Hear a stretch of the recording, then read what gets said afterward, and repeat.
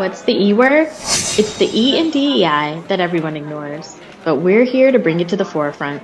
Welcome to the E word.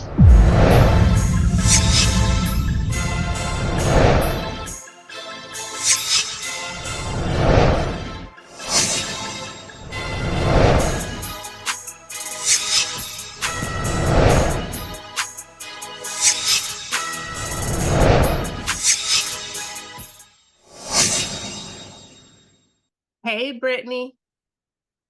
Hey, Karen. How are you? I'm good. How are you? How have you been? I am I'm doing well. As usual, it's a lot, everything, what was it? Everything everywhere all at once. That's Oh how my it is gosh. right now, but that we'll take it, right? We'll take it. But that's why we're here on the E word, right? Because we need That to is exactly right. everything, everywhere. Well, all at once doesn't start with the E, but whatever. Right. But at least when it comes to equity, you're completely right. There you go. There you go. So what's up in the world today? What you got for me? There's a lot going on. We see that there's a continued wave of lawsuits. We see that Hello Alice was recently sued for providing grants to women of color, specifically Black women. I believe Black founders in general, but there was something in your world, the wide world of marketing, that I wanted to get your opinion on. Okay. So, according to Female Quotient, for the first time ever, women represent 51% of CMOs. It says that in advertising, women represent 60% of the workforce, yet only 30% of the executives. We see women at 35.3% of creative directors, 19.1% of commercial directors, and only 1% of agency owners. I don't know what is involved with most of these roles, so I figured, why not ask my CMO extraordinaire, podcast partner in chief, Karen, uh, about this. What's happening in the world of marketing? All right, wait. Now you hit me with a lot of numbers. So we're gonna have to go through I them did. one by one. Okay. So let's Yep. so 51% of CMOs are women for the first time ever. 51% of CMOs are women for the first time ever. Yes. Okay. All right. I'm also writing this down because my memory sometimes Yep. fades. So that's fantastic news. All right. So yay. Right. I mean, do we know how they're qualifying the role CMO though? Is like, does it say it's a CMO of a certain size company, or they quantify it by revenue, or they just say CMO, which is fine. Just want to know this distinction. Yeah, excellent question. The information I'm pulling up does not quantify the CMO role or, provide additional information. Got They just say CMO. it. Okay. Well, that's excellent news that we are more than 50%. We're not even 49%, we're 51%. It actually, in some ways, though, is not as surprising. I mean, it's like what it should be, because although I don't have the stats like right at the top of my mind, from what I see through, especially through a lot of my work at the American Marketing Association, is that it is very female heavy, right? In general. As a matter of fact, particularly within AMA, in the circles that I've run in, and I would say this is true for every chapter or every sector of the world, but men definitely skew on this, smaller side in terms of numbers. So that would make sense that if we are the majority in a particular field, that we would be the majority in that level role. So my question would be like, yes, 51% is great. For the ratio, the real ratio, and that's have to do a little bit of digging, is it really great? Right. But I'm always Right. happy to see women ascend. And I think marketing is one of the most important professions out there because of its influence on society. So the more women influencing society, right, is a positive. The better, right? We're Exactly. more than half the world's population, so Exactly. Girl power, man. that would make sense. Absolutely, absolutely. I mean, when I read this and seeing 1% of agency owners, I just immediately thought of like Don Draper and the Mm, rest of the team, you know, yeah. standing around thinking about what people want to see. And then I just wondered, well, okay, yes, that was a long time ago, but how much have we updated that, right? Do we Well, it still doesn't. have a bunch of men standing around, Well, it sounds like you it, know? right? If it's only 1%. So Mm. that's the other spectrum that you said. 1% of women are agency owners, right? So I just have to write that down because I'm not memory. But that's Absolutely. abysmal. Like Mm. absolutely abysmal. Let's just flip it. So that means 99% roughly, right? Because Right. there's other I don't know how they're measuring in terms of like, are they just doing women, female, how the identifications, but we'll suffice it to say that the majority of the rest Yes. are run by men, CMOs or agency, so agency owners. So the majority Agency of the owners. men Yep. are agency owners. So what does that say about, again, marketing's role and impact on society is primarily from that point of view, depending on how these male agency owners run their business, right? Again, I think size is also important. I know that information is not there, but it'd be interesting to dig into that data and really understand in terms of like large agencies, small agencies. Again, this is guesswork, but smaller organizations, tend to, as we see some trends, they're primarily owned by women, right? Or started up by women, but they don't have the capital, the funding, to grow their businesses in the same way as men. So that doesn't really help their plight in the long run. What was the other stats you gave me? Interesting. Yeah. So there are, let's see, 60% of women, or women represent 60% of the workforce Mm-hmm. in advertising, Mm-hmm. yet only 30% are executives. Mm-hmm. And we see that 35.3% are creative directors and 19.1% of commercial directors are women. Okay. Well, I would argue to your earlier point, which is we are half of the population, right? That we need to be representative of the population that we serve. Right. So while these numbers can be twisted to say, hey, we're 60% of the women in the workforce in advertising. Well, that's great. That's more than half of the population theoretically, right? So plus one on that. But we're not in positions of power at the same rate. We're not in charge of creative at the same rate, right? And 19.1% is just abysmal. It's so far from 50%, right, for the commercial director positions, that there's a lot of work to do. Yeah. And when you don't have the right representation in terms of half the population in the room, like, what are you missing? Interesting question. What are you missing? I mean, let's just flip it for a second. Not a man. Right. I don't know what it means to be one. I think I was maybe, maybe just a couple of years ago. I realized like belt buckles were different, like how they close for men, or the how the shirts close. Like these are, I don't even know why. Right? I don't even know why. Like that's weird. Kept it moving. I don't know intuitively, you know,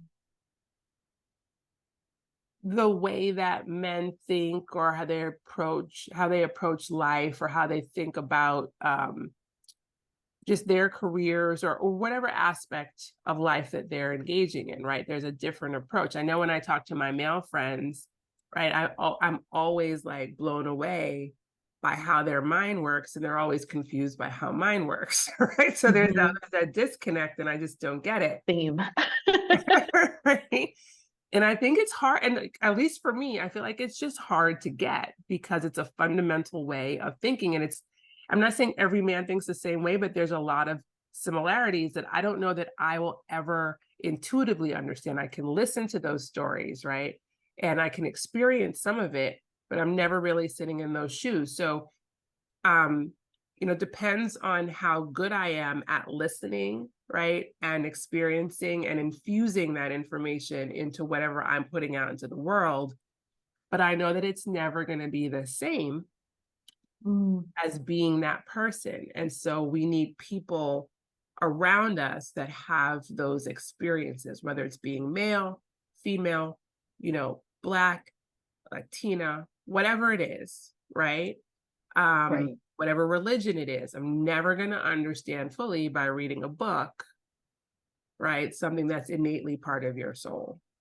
So I think that's really the danger of not having the right representation in the room, and why it's really important, especially for marketing teams and creative teams who have so much influence over people's Yes. psyche, from television commercials, film, from all types of advertising, the things that evoke emotion in us, right? And to Yes. encourage us to act.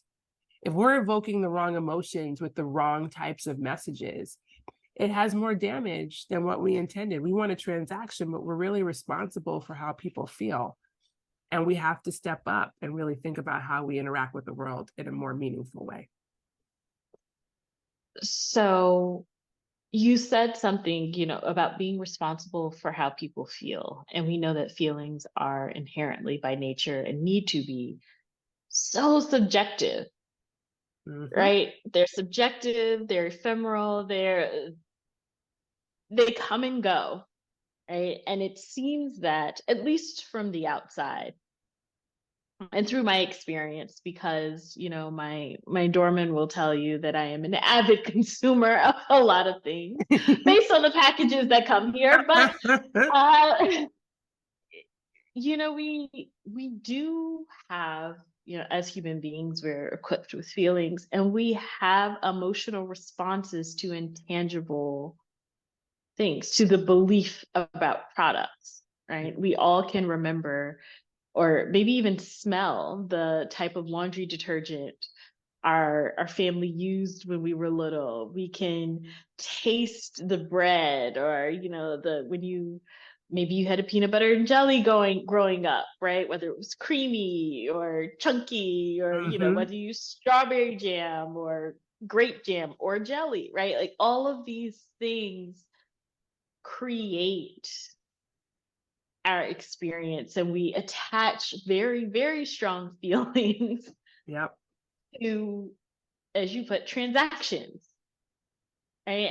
And you brought up an important part, which is the responsibility, right? What do we owe consumers? What do we owe one another in business?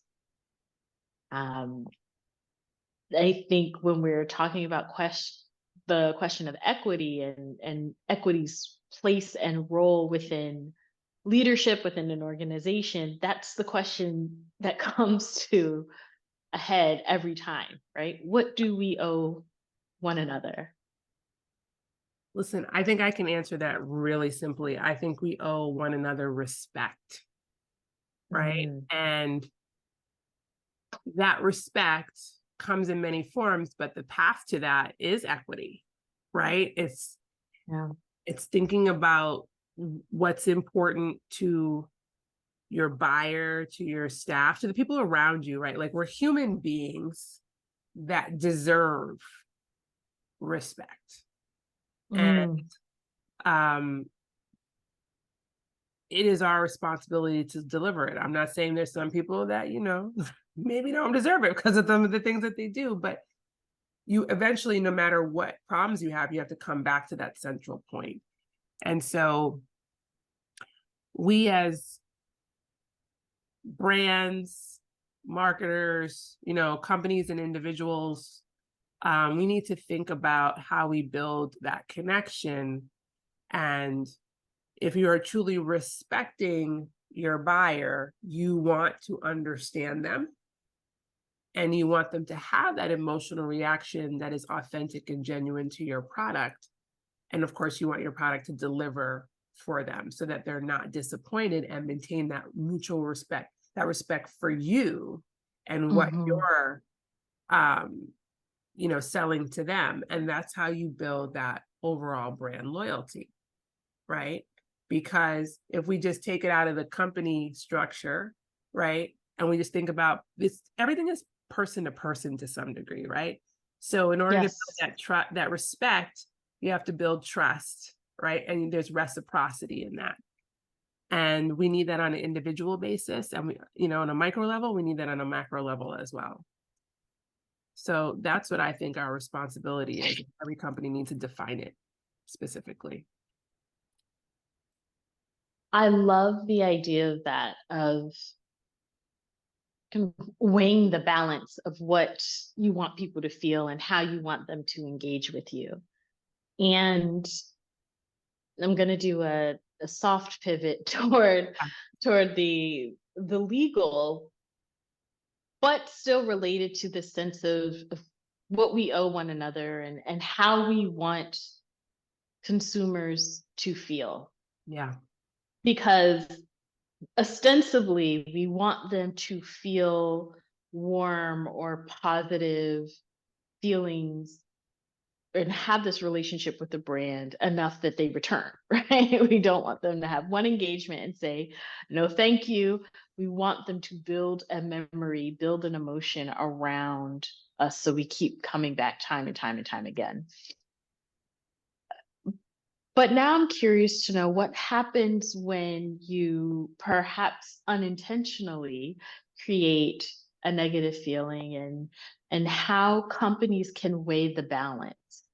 So 2 days ago, there was a lawsuit filed, it hit the news. The lawsuit was actually filed in August in the United States District Court for the Northern District of Ohio, the Eastern Division, by America First Legal. Now, this is an organization, it is a conservative organization that is accusing Hello Alice, which is a small business resource company, and the lesser known party in the lawsuit, Progressive Insurance. So they're accusing Hello Alice and Progressive partner together because Progressive Insurance is driving Small Business Forward Fund program, which is a fund program that offers grants to Black business owners. America First Legal is accusing this fund program of unlawful discrimination because non-Black owned small businesses were not allowed to apply. Now, the lawsuit does list an Ohio resident. We can edit his name out if we don't want to use it, but this is Nathan Roberts, who owns a trucking dispatch company, Freedom Truck Dispatch. And he says that he is a customer of Progressive, that he received an email that uplifted the application for the grant, and Progressive is offering 10 grants of $25,000 each to Black owned small business owners to be put toward purchasing a commercial vehicle. So Nathan, who is not Black, decided to fill out the application and got to the end where it specified that it was for Black business owners. Unclear is whether or not it was listed in the email. I'm going to hazard a guess that it was, but Right. That's a fact-finding excursion for the attorneys to go through. I'm gonna tag them in. Now, Hello Alice is doubling down, right? And you look on social media and they say Hello Alice is being sued for our commitment to small business. Mm-hmm. And they are using the hashtag, which I think is a genius, but you tell me from a marketing perspective, hashtag elevate the American dream. Now they say Hello Alice is being sued for our commitment to small business owners like you. Stand with us to hashtag elevate the American dream and lift up small businesses to protect them from getting targeted and losing their funding. Over 5 million small businesses start each year in the United States. In honor of that, nominate 5 small businesses for the American Dream Awards and Grant Program by following the link in our bio. Now, Hello Alice's co-founders, both of whom are white women, they sent a statement on behalf of them, the co-founder Elizabeth Gore. She sent a statement on behalf of herself and other executives, and they're defending their efforts, right, to help small minority-owned businesses. And they said, our values are not gentle-sounding euphemisms. These are the pillars upon which we built Hello Alice and guide our mission to drive capital, connections, and opportunities into the hand of small business owners. Now, American First Legal is saying, well, this is offensive to the American ideal. It says all Americans deserve to be free from racial discrimination. Now, America First Legal is saying that they're aligned against, quote, an unholy alliance of corrupt special interests, big tech titans, the fake news media, and liberal Washington politicians. So they are doubling down on, partisan politics to fuel their arguments. With your support, we will oppose the radical left's anti-jobs, anti-freedom, anti-faith, anti-borders, anti-police, and anti-American crusade. It's pretty intense. Yeah. But they've reported contributions and grants of nearly $6.8 million in 2021. So, giving you a lot of information there. The article does not share anything about Progressive or whether Progressive has issued a statement, but I'm really, really curious.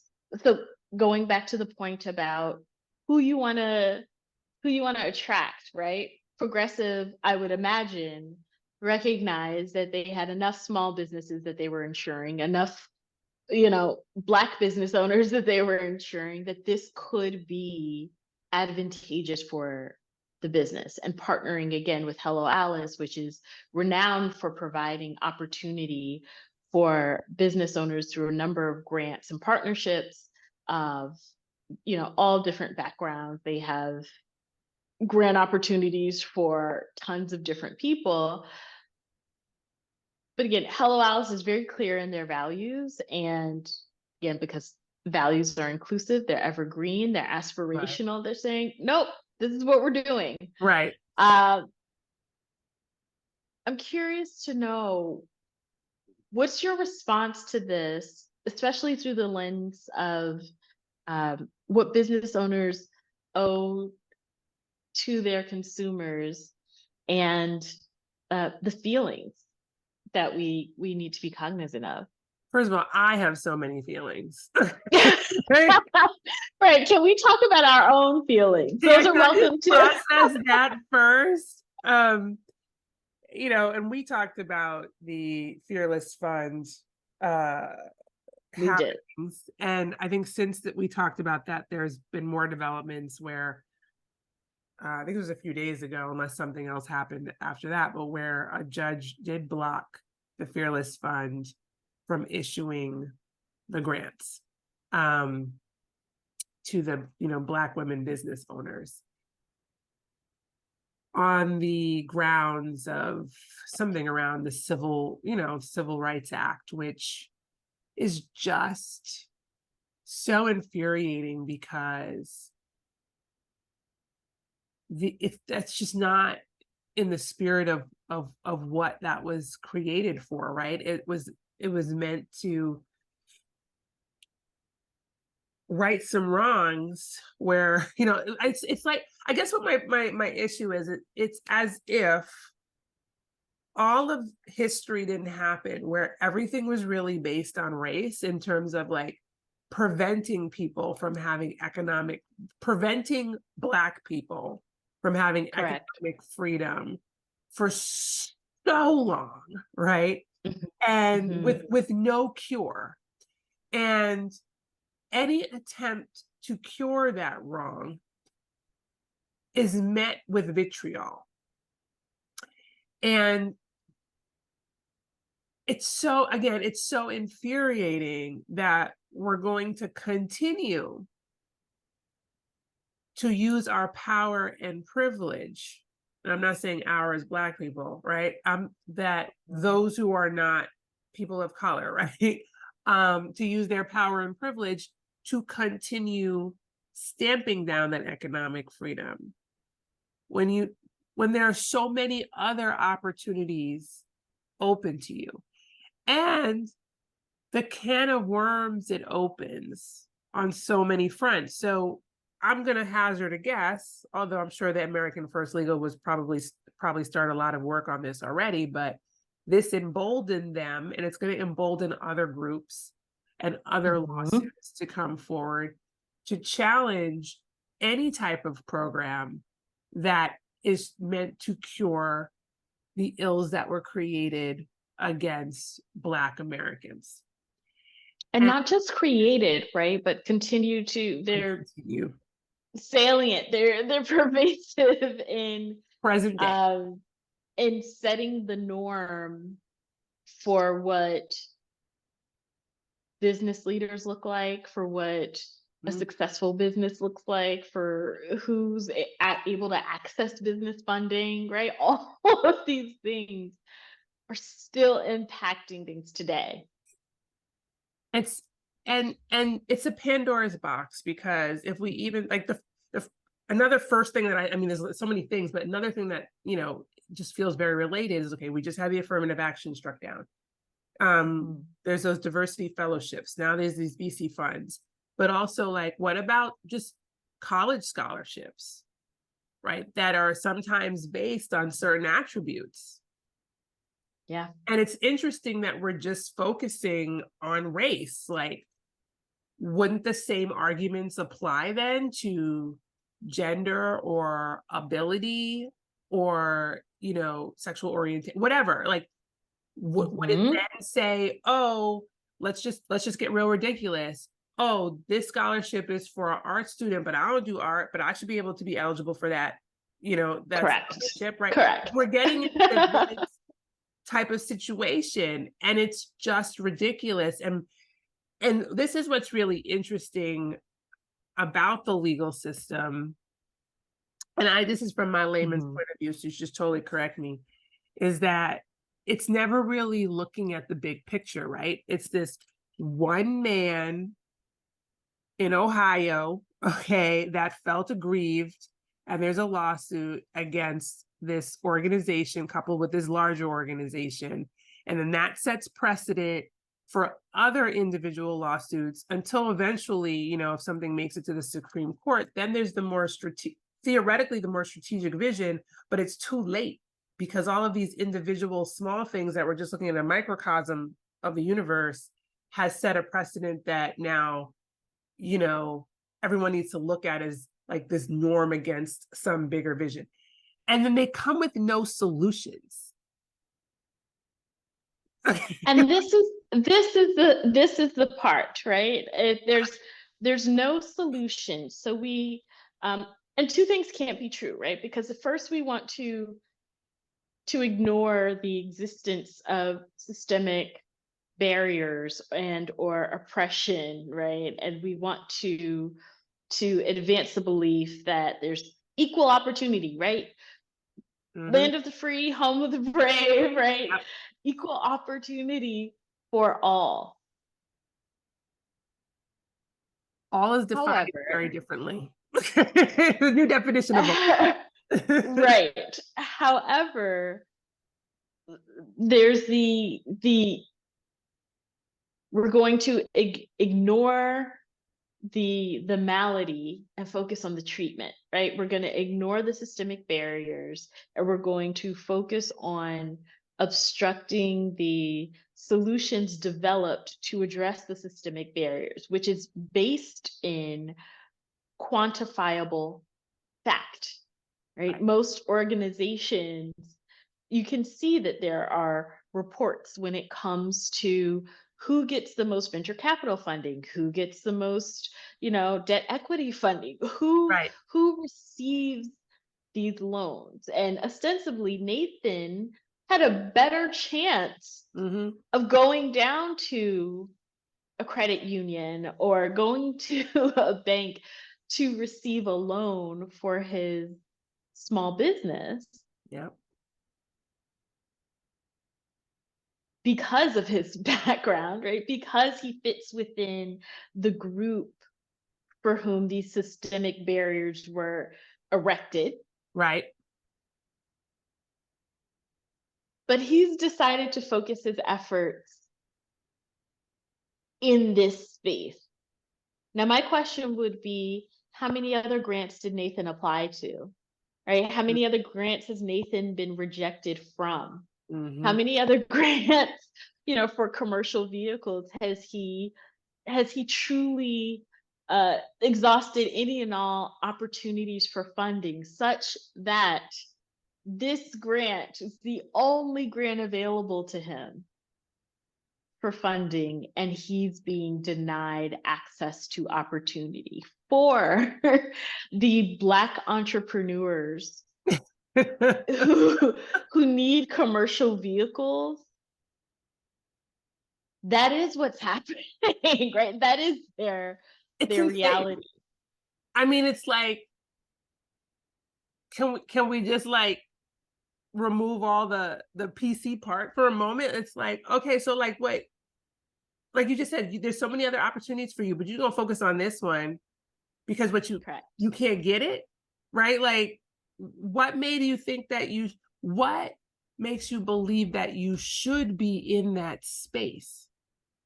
Should. Yes. Should. And I was entitled. Correct.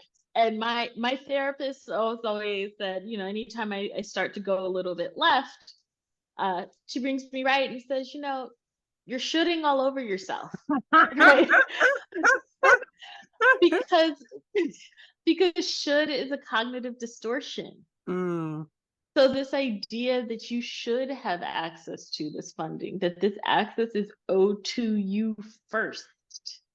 I mean, that right there is the end all be all of it for me. And maybe something's wrong with me, because if I were to see that grant and it said for Latino people, right? I would be like, oh, that's not for me. I might be like, dang, I wish I could get it, right?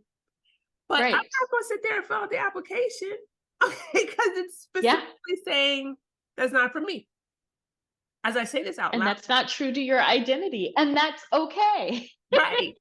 But as I sit here and say that out loud, right, it's flashing in my mind, mostly because I was at this hotel in DC last week, and it's the Eaton DC hotel, which is really cool, eclectic. I love that place. Very good, right? And in the hallway by the elevator, there's a sign. Actually, I didn't pay attention. My son came with me and he took a picture of it. He said, "Did you know this was here?" And it has a "for whites only" sign right there. And it's just a throwback sign, right? Yep. And when I said that out loud about I shouldn't apply to the grant that's for Latino business owners, that just flashed in my mind real quick, because the whites only, blacks only, that means I shouldn't drink at the whites only fountain or whatever.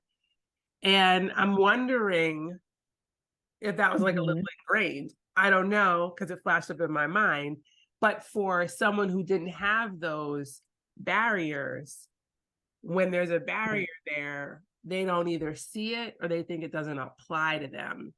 Whereas it's almost a reflexive an instinctual challenge, right? Well, who are you?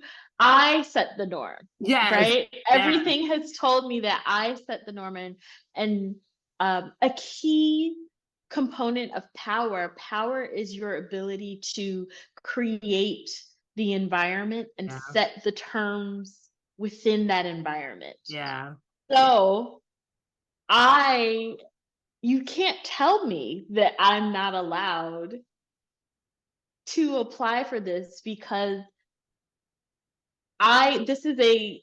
these systemic barriers have, um maybe Toni Morrison would say it's imprisoned you, but Mm. it's Mhm. protected me, right? Mhm. It's Mhm. protected me, and it's allowed me to move through the world with a belief, however true or not, Yeah. in my power, in my ability to create the rules of engagement within any environment I choose to enter, Yes. Yes. whether that's the environment meant for me or not. Not. Yes. Because all environments are meant for them because they Correct. created it. So they can break the barrier if they want to. You Right. know, I put the fence up, I could take the fence down, but it's not your fence. So if you come around it, it's your problem, but it's my fence. I can do what I want. Yeah. That's so insane and so true what you said. And I think at the end of the day, that's what it is. That is exactly what's happening in America. That's exactly what's happening with Nathan Brown, with Edward Bloom, with all these people, Yeah. and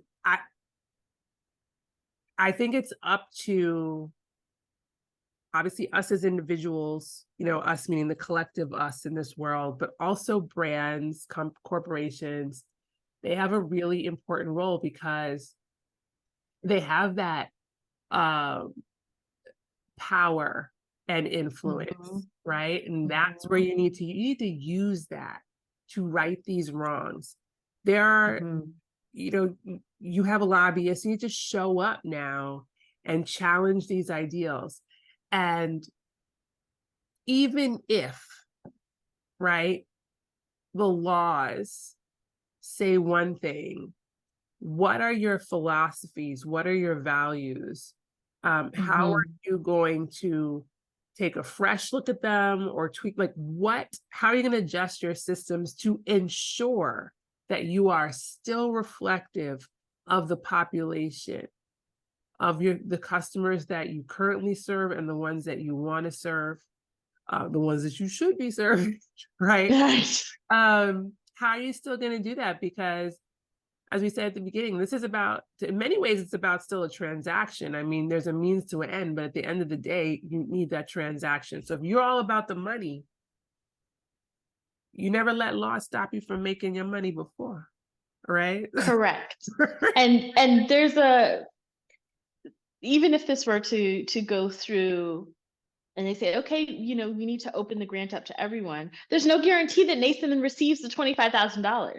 That's He true. could apply and still lose out, right? And then That's you true. don't get to, are you going to sue for that? And that leads to my next point, which is I want to delve a little bit deeper into power, because there's two types of power broadly. And I just really quickly want to mention that there's institutional power, Mhm. right? That's where, again, you have, if we're talking about setting the stage, controlling the environment, that's when you are able to control education, banks, culture, right? Yep. The framework for decision making, how we interact with one another. It's your ability to set the goals, create opportunity, right? Yep. And establish the rules of engagement by which people can advance or be delayed or deterred. Yep.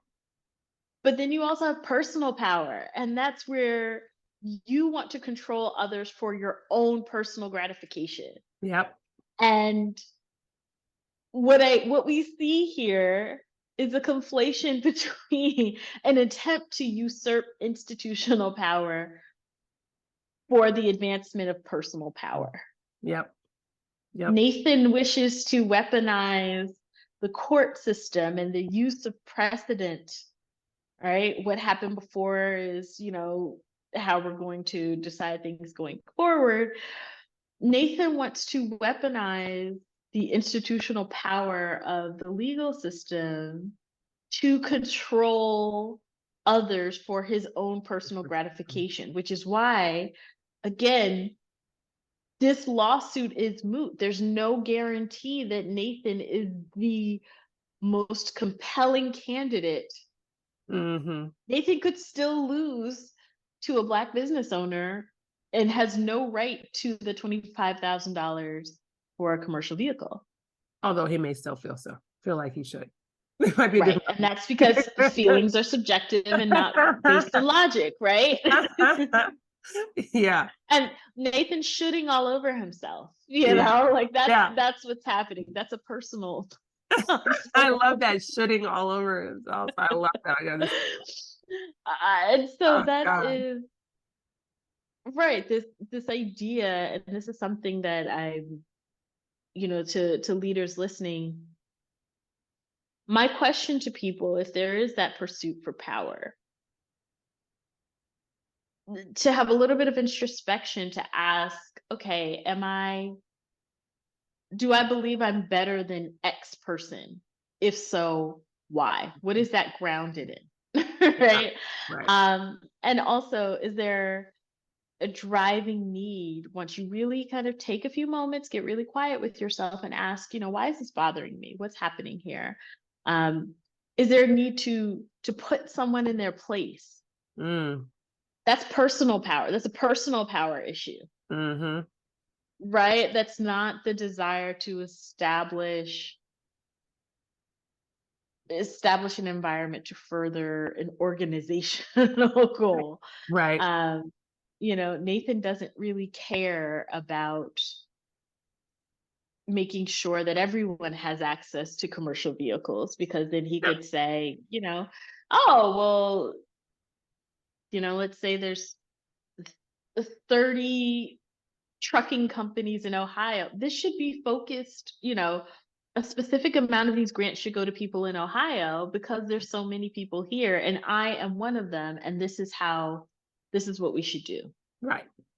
Right. Nathan is deeply rooted in his personal power because Nathan believes he is better than Black business owners, and he needs to put Progressive and Hello Alice in their place. Perhaps he sees the email, he's infuriated, right? How dare I be? I'm going to put them in their place, and I am going to advance this lawsuit and have myself named as a party of this lawsuit. There's also privilege in being able to do that, right? Correct. I mean, he has the ability. I mean, I don't know Nathan, his background, whatever, but America First Legal is this entity, and they're happy to bring along these aggrieved people into their sphere and use them or leverage them to further a broader agenda. So I hope Nathan knows that while he's obviously trying to advance his own cause, and listen, I don't think that people are sitting around thinking about the greater good all the time. They're really focused on we as human beings are very selfish.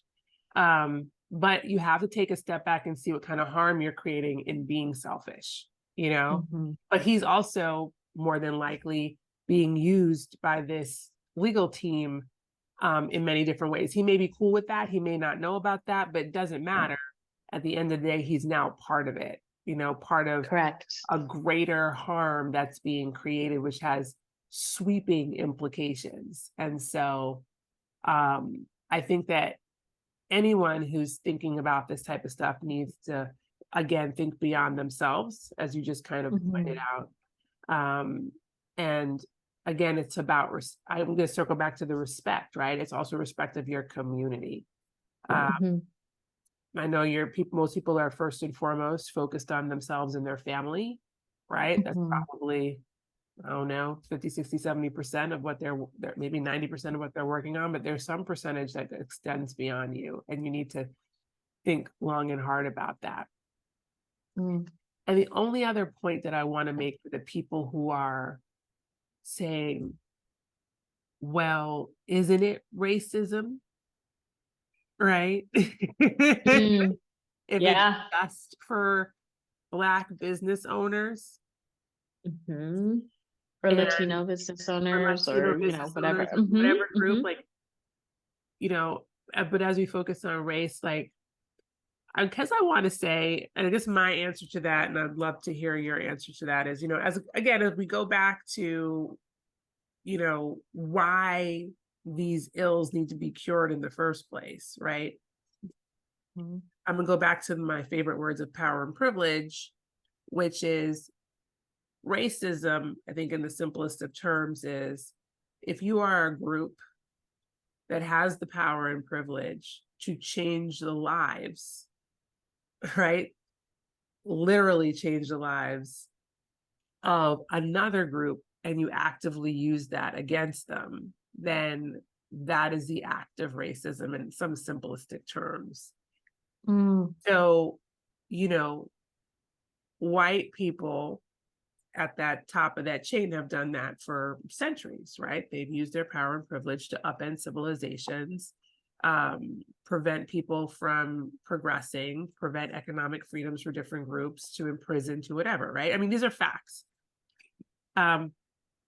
Other groups don't have that same power and privilege. And so it can't be racism on the flip side if the power and the privilege are not there. So I think that's how I would kind of talk about it, but I'd love to hear how you would answer that question, isn't it racism? Yeah. Um, you put that so beautifully. I don't know if there's anything else that I can add to it. I'll stammer my way through and try to make sense of what's going on in my brain, because the synapses are firing. Yeah. What I will say is, I'll bring it back to the cause and the cure, Yeah. right? We are A person witnessing the cure will then say, hey, this is discriminatory, Mm-hmm. right? I will take it back to whoever's listening.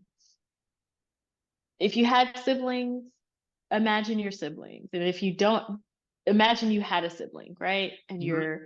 you're young, and after dinner, you see them get that bright bubblegum pink syrup. Mm-hmm.